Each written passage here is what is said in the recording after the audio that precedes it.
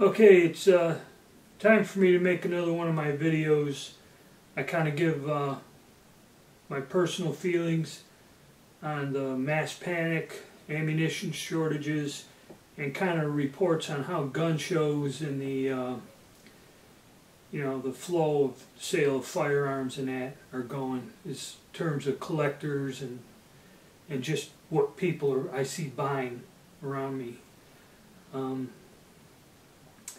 It all started, all of this stuff started back when Obama first got elected, and there was a crazy panic about him reinstating the assault weapon ban and high capacity magazine ban. They thought for sure the Democrats got a president elected, this was going to come back.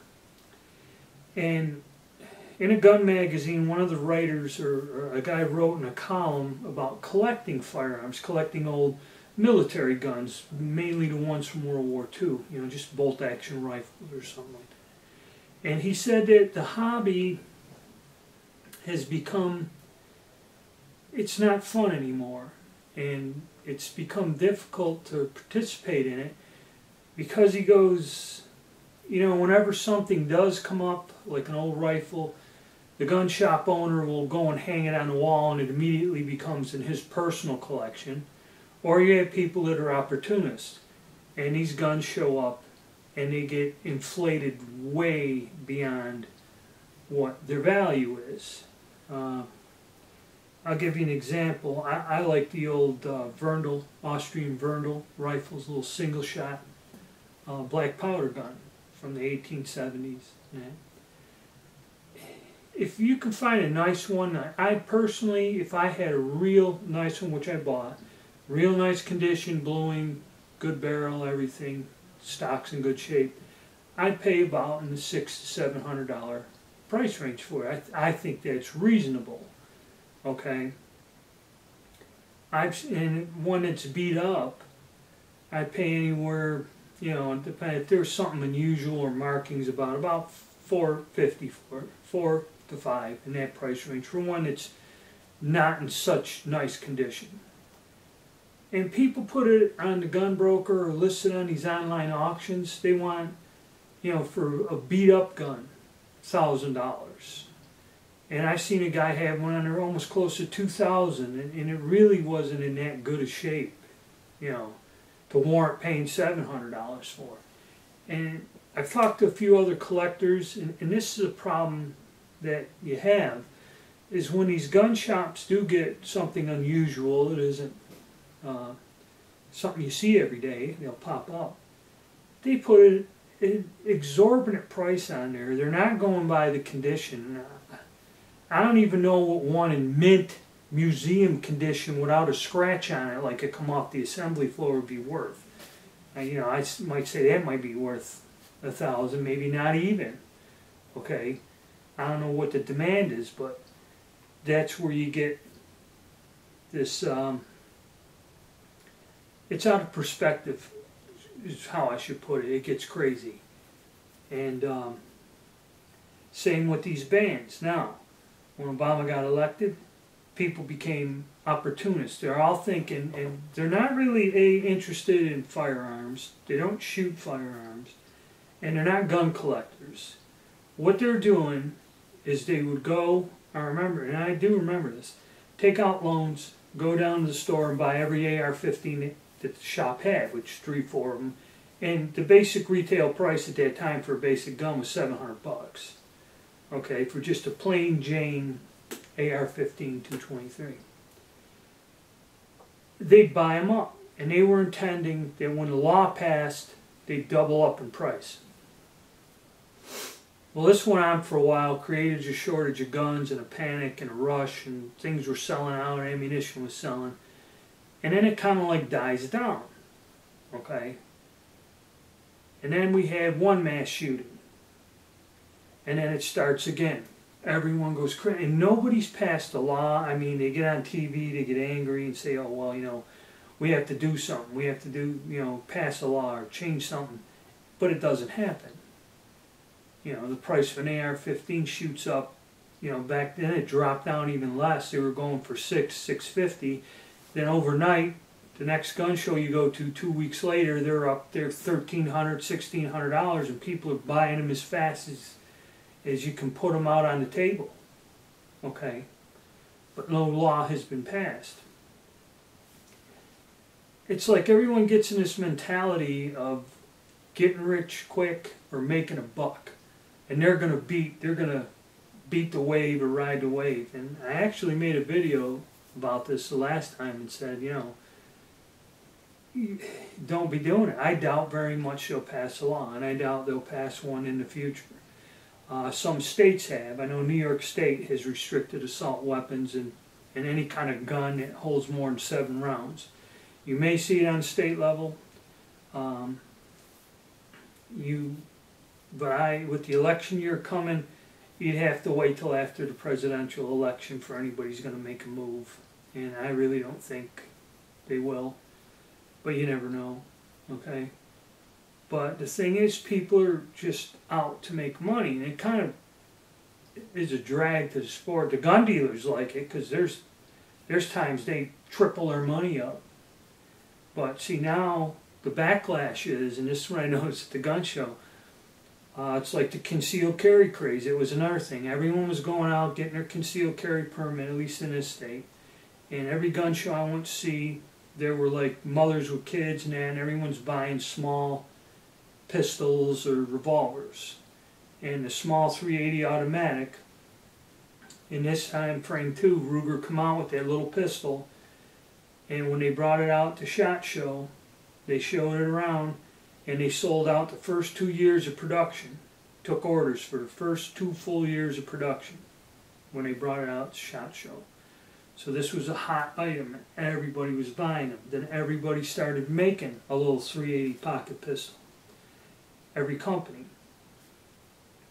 Now you have another 1 million pistols in this caliber that didn't exist, and it wasn't really a popular caliber. The ammunition companies didn't schedule in making the amount of .380 automatic, and within a year or two for production and the guns to get out, the ammunition was gone because everyone had one, everyone was buying ammo, and now the demand for ammunition outstripped the manufacturer's yearly productions.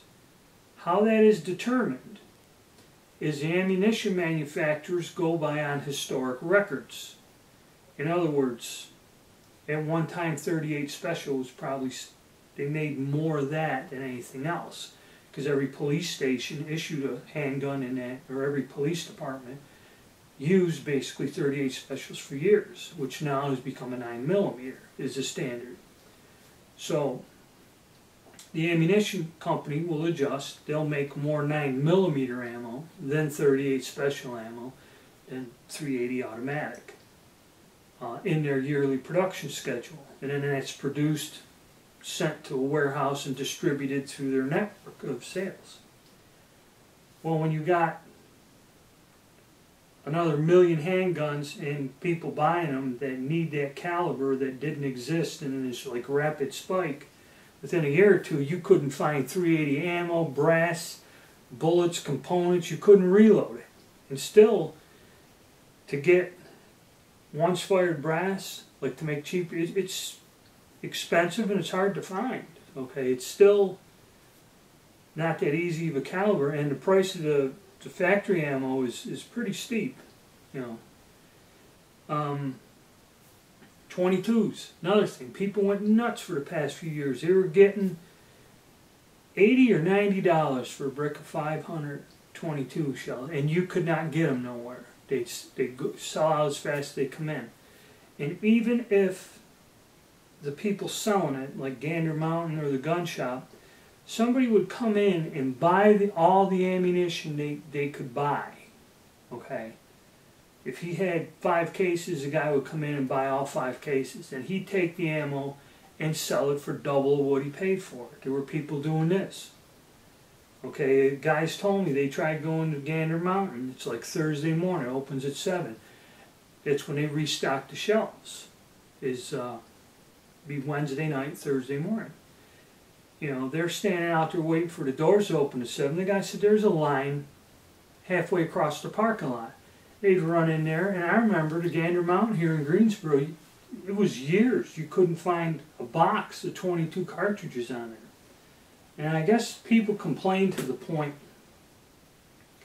where now if you go to a Gander Mountain, at least around here, 22 ammunition will be behind either the gun counter or the front counter, and you're only allowed to buy so much. Okay? And they still don't have it stocked out. Now the cause of this with the 22 is, if you remember about 4 years ago, everyone started making a 22 long rifle caliber rifle that mimics an assault rifle. It started off with a couple of the German STG rifles, the old assault rifle. They started making one there. And they're called novelty guns. It looks like an assault rifle, but it shoots 22s. Made out of aluminum and plastic, you know. Well, then the idea caught on, and everybody made a copy of every type of assault rifle, AR-15 M4s, the SIG assault rifles, and all this. Everybody made a 22 copy, and also made some sort of 22 pistol copy of all the SIGs and everything else, all these popular guns. Even I think Browning made a little 45, 1911, looks like a 45 automatic but scaled down in 22. It was all the rage for a while. And every gun company made some sort of brand new type of 22 long rifle, handgun, or rifle. And strange thing is, I was at work, and guys that really weren't interested in firearms or assault weapons would see something like that, and all of a sudden they all got interested and they all wanted to buy one. And they went for about $400 or $500. Now granted, at the time, for another $200 you could buy an actual AR-15, which is what I would do. But all these people like the idea, well, it's 22, it's not that expensive to shoot, and that, and they sold, you know, tons of these guns. So now, with the gun craze and panic, everyone's buying all these 22s, and next thing you know, you got 1 million guys out there throughout the country that just bought a 22 gun of some sort. They want ammo. Well, the demand starts going up, sales, and then people start running out of 22 rimfire ammo. Okay? So when, and somebody explained it, when people see that there's shortages, that's when this panic situation, they panic and they buy. And then when they see it, they'll buy at any price, because I never went down and paid $80 for 500 rounds, 22 rimfire. I just haven't shot any of my 22s in like 6 years, any of them. I had a couple boxes laying around, so if I had to shoot a snake or rat or something running around the house, I did have a box of 22s I could use my pistol. But I wouldn't target practice with it or anything. So this has been going on for almost 8 years, non-stop, this nonsense. Opportunist. And me and my friends predicted at one point in time there's going to be a point, because these people are not like shooting the ammo, they're not actively shooting, at least most of them aren't. There's going to come a point where there's a glut, and we hit that this year. This is where we hit that brick wall. Because I knew one fella that used to do a lot of used handgun trading, and I remember I had some old 22s. I sold them, and he went and doubled up the money on, you know, the thing is, half of them were duds anyway. But we've hit that point where it's all going to come down to backlash, okay? Gun sales are kind of dropping off. I stopped going to the gun shows, you know, starting last year, because sales dropped so much that a lot of the major dealers, we had several that will come and get like 10, 15 tables, and I mean they bring hundreds of handguns, and they have them there. They start a price war, and they complain the larger dealers would come, lower their prices to where nobody could sell a gun. So that upset some dealers. Then the larger dealers even got to the point where nobody was buying. I remember a few shows going by, and they had a staff of like 7, 8 people there, and they're all just standing there staring at the ceiling, kind of upset. People ain't even looking at the guns. So then a lot of the dealers, it's not worth it to them, stopped going to the gun shows. So now, at least in my area, all the gun shows have become smaller. And I noticed myself when I was selling things, basically I had like old antique guns, and I didn't have any assault rifles or anything. I'd have some reloaded ammunition I'd try to sell, and basically clean the garage. I had used reloading equipment and things like that. When I started running out of these $5, $10, $20 items, I was just selling, like I said, reloading equipment or a bayonet or something I found in a closet, or a knife. I had old web gear, been laying around in the attic for 30, 40 years. I, put $5 an item or whatever. I have no idea what the stuff's worth. Once all that was gone, I was going to the gun show, paying for a table, and I really had nothing that nobody wanted to buy. There was a guy across from me that went and just, I guess he was an avid reloader. He, just to use up components, reloaded all these different calibers and had them out on there. I don't think he sold a single thing, excuse me, in one show. So now it's really not worth to go to the gun show. And it's not worth for a lot of the big dealers. So the gun shows are all small.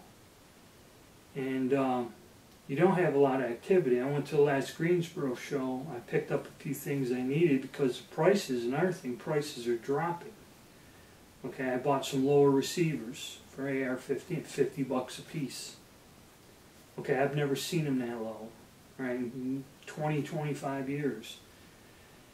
And on the collector's end, there's a lot of the gun shops were complaining. They had, old military rifles, and they were complaining none of them are selling. Old Japanese World War II rifles or Swiss rifles, or he had an assortment of old surplus guns. He goes, I haven't sold one in a year. Okay. And everybody that needed a pocket handgun bought one. And now there's a glut. You got the glut. AR-15s, you can get them for under $500. Okay, I just went to the show yesterday. You can buy a brand new one in a box for less than $500. Not much less, but it's still under $500. $480, something like that. Probably when you pay the sales tax and all the other stuff, it'd be close to $500. But you're looking at a $500 bill. So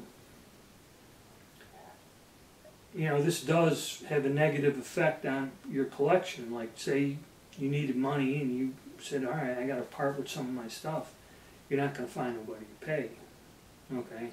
That's kind of why I stopped going to the shows. The only good thing is, though,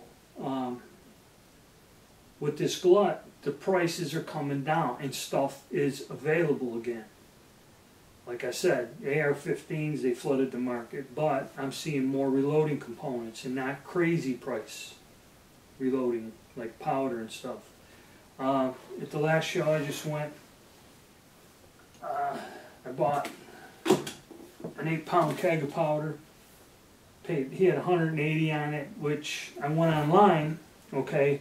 Yeah, you might find it for 160, but you got to pay for any gunpowder. When you get mail order, you got to pay the hazmat fee, which is almost $30. So unless you're buying close to the limit of 25 pounds of gunpowder or whatever that limit is, it's not worthwhile. If you bought one of them, then I have to pay $30 more, not on top of the shipping, which shipping could be $15. And I have to pay another $30 for the hazmat fee. Okay? So you have to buy 30 pounds of powder, more or less, to add $1 to it to make it worth your while. Or go to the damn show and pay them the $15, $20 more. It's still cheaper. Okay? What people were doing is when they sold out the powder is about $25 a pound on average. Is about the going rate, at least in this area. people were charging like $40, $45 because what it is, everyone else sold out, and then they'd hang on to it, come to the show. They were the only one that had a can of Unique or Bullseye or something popular. They had $45 on it. Okay, they stopped making the one IMR powder I like. It's SR, Sporting Rifle, whatever. I use it in the black powder cartridges. I used it for the Swiss Vetterli. Well, they stopped making it. So now I got to get a substitute. And Accurate Arms, or Accurate Powder Company, makes a substitute. I've seen people use it, 5744. And they do have a lot of load data where they've used this with 4570 and the old black powder cartridges, but this stuff is more expensive. When I went online, an 8-pound keg of this was in excess of $200, and it also translated into 1 pound. This was priced at $35. But a lot of people don't stock it, and that's another thing. A lot of stores, if they don't sell it, they won't stock it. So if you need something unusual or something that's popular, and even now, still, certain powders are gone. The only good thing is, if you ask them about it, they'll tell you maybe wait a week or two and we'll have some more. Okay, so the powders are starting to come back. We're starting to get powders and reloading components. And not at exorbitant prices. 22s, now they opened Field and Stream. I never heard of this place before. They opened this Field and Stream store in Greensboro, and I went down there for the big grand opening, and they had 500 round 22 Thunderbolts for like $26, and I think I paid $28 for a 535 round box of Federal. So this is the first 22s I bought in excess of 5-6 years. Okay, and at 20-some, it was under $30, and there was no limit. If you wanted to buy the whole case, you could have. But I didn't need it, so I bought 1,000 rounds of 22 just to have fresh new ammo. I might be able to go out and shoot my 22s again. So prices, the only good thing is the prices are coming down. If you're trying to sell firearms, this might not be the time to do it. But it's starting to get to where I can get components, I can reload again, carry on with some of my experiments. And the AR-15s are dirt cheap, like I said. And they have several new calibers, and I'll be doing videos about AR-15s, about building AR-15s, and some of the newer calibers available, 6.5 Grendel, 6.8 Remington Special Purpose cartridge, and the 300 Blackout are some cartridges I'm going to work on reload, and I've already got a couple rifles put together in those calibers, and I'm working on others. And so that's going to be in the future. But we all said we're going to hit that point where the craziness is going to stop and there's going to be a glut. So it looks like things are getting back to normal. The only bad thing is a lot of dealers ain't going to the gun show. And usually the gun show, you want competitors when you're buying components like powder and stuff.